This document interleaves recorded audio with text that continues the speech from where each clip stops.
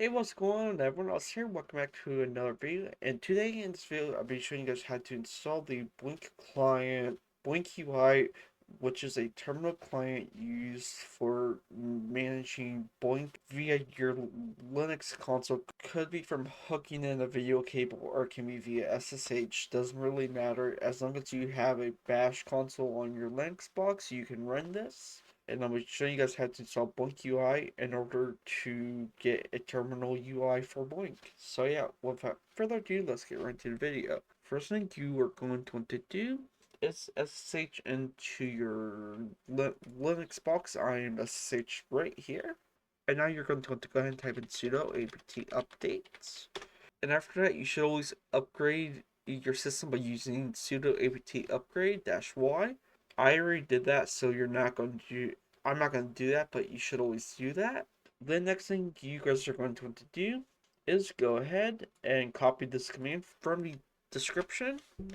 Go ahead and copy that. It should install everything you're going to need. Go ahead and run it. Go ahead and press enter or Y enter. Doesn't really matter. And now go ahead and open up a web browser and head over to this URL. I'll put down below as well. I will also put the command we are going to be using down below as well.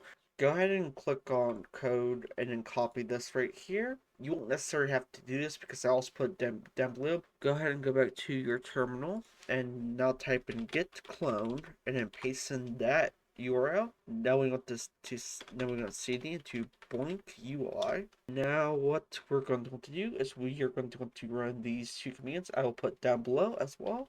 Go ahead and grab the other one, paste that.